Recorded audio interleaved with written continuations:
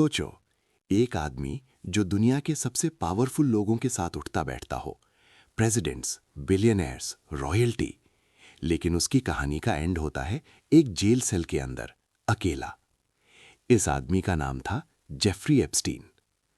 और आज हम सिर्फ ये नहीं पूछेंगे एप्स्टीन कौन था, बल्कि ये समझने की कोशिश करेंगे सिस्टम कैसे काम करता है और पावर कैसे सच को छुपा देती है। जेफरी एप्स्टीन था कौन? जेफरी एप्स्टीन का जन्म 1953 में अमेरिका में हुआ। मिडिल क्लास बैकग्राउंड, कोई एक्स्ट्रॉर्डनरी शुरुआत नहीं, कॉलेज भी कंप्लीट नहीं किया, लेकिन सरप्राइजिंगली वो एक एलीट प्राइवेट स्कूल में मैथ्स टीचर बन जाता है, जहां रिच और पावरफुल लोग अपने बच्चे पढ़ाते थे। यहीं से एप्स्टीन का नेटवर्क बनाना शुरू होता है।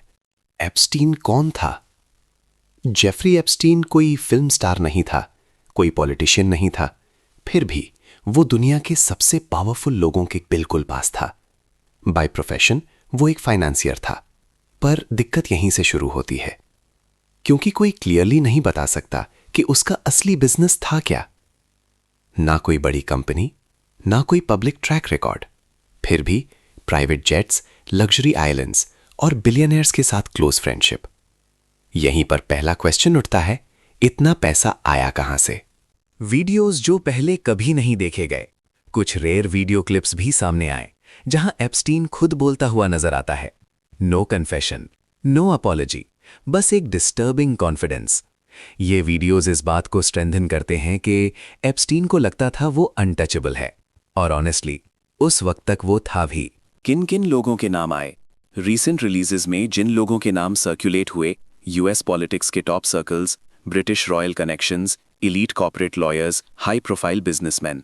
फिर से रिपीट करना जरूरी है, सब पर एलिगेशन नहीं है, लेकिन सिस्टम लेवल प्रॉक्सिमिटी अनडिनाएबल है। और सबसे इंपॉर्टेंट बात, एप्स्टीन अकेला कभी काम नहीं कर सकता था। सबसे बड़ा लॉजिकल सवाल, अगर एप्स्टीन सिर्फ एक आदमी था और वो मर चुका है, तो फिर उसके क्लाइंट्स कौन थे, उसके टेप्स और डेटा कहाँ गए, और इतने सालों तक उसे प्रोटेक्शन किसने दी? यहीं से एप्स्टीन डिडंट किल हिमसेल्फ एक मीम नहीं, एक सस्पिशन बन जाता है।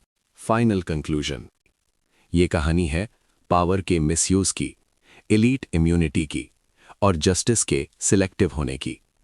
एप्स्टीन गया, लेकिन जो नेटवर्क उसके साथ काम करता था वो शायद आज भी एक्टिव है।